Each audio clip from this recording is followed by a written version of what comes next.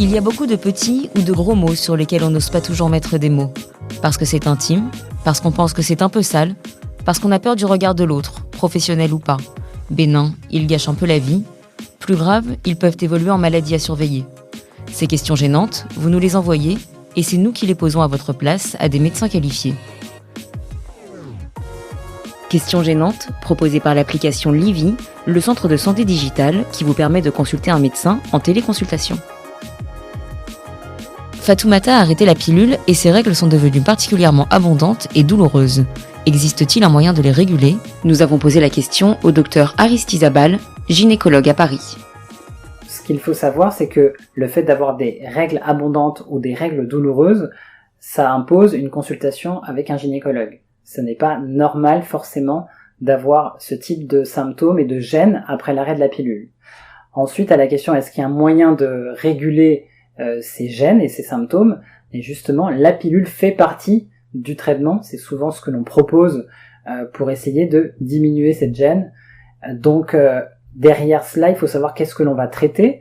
Est-ce que c'est une gêne qu'on va classer de fonctionnelle, c'est-à-dire il n'y a pas de maladie derrière, ou est-ce que au contraire ces symptômes, donc ces douleurs et ces saignements, sont révélateurs d'une anomalie au niveau de l'utérus. Cela peut être un fibrome utérin qui se met à saigner, un polype utérin, ou, encore une fois, on y revient, l'endométriose, qui typiquement associe les deux symptômes très fréquemment, à savoir les règles douloureuses et des saignements anormaux.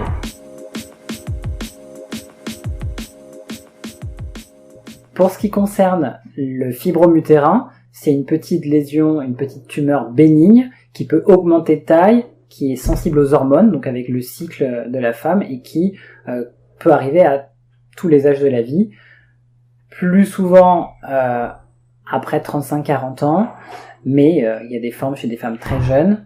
Ces lésions peuvent être de taille très différente, donc lorsqu'elles sont de petite taille et qu'elles n'ont pas d'impact au niveau de la cavité de l'utérus, elles ne sont pas responsables d'hémorragie et de saignements anormaux. Par contre, lorsqu'elles sont dans la cavité de l'utérus, là, ça peut vraiment provoquer des saignements abondants.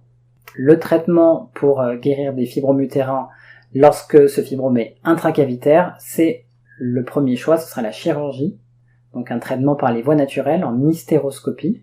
Le traitement médical n'a pas sa place dans le fibrome intracavitaire symptomatique.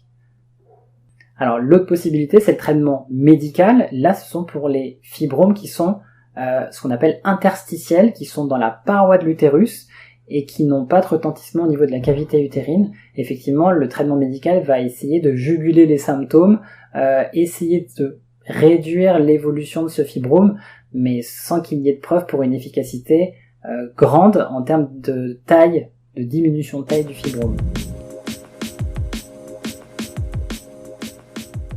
L'autre lésion, c'est le polype utérin. C'est une excroissance au niveau de la muqueuse de l'utérus, très souvent bénin, donc non inquiétant, mais qui peut provoquer des saignements du fait d'une vascularisation un petit peu excessive.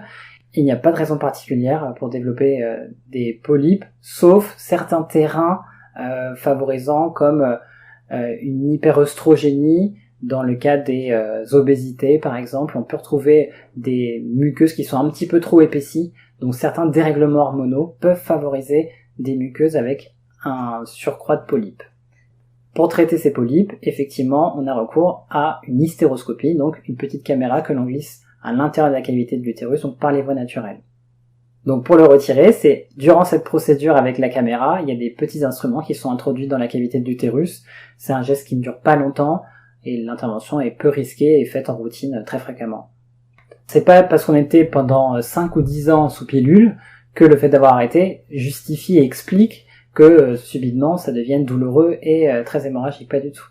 L'hérédité, pour ce qui est de la douleur des règles, on sait juste que sur notamment ce qui concerne l'endométriose, il y a des formes encore une fois familiales, mais c'est multifactoriel, donc on n'en sait pas plus, c'est une maladie qu'on ne connaît pas encore parfaitement. C'était Questions gênantes, le podcast qui consulte à votre place, proposé par Livy, le centre de santé digitale qui vous permet de consulter un médecin en téléconsultation et produit par Slate.fr. Retrouvez-nous sur slate.fr ou votre application de podcast préférée. Si ce programme vous a plu, laissez un commentaire ou mieux, mettez-nous 5 étoiles.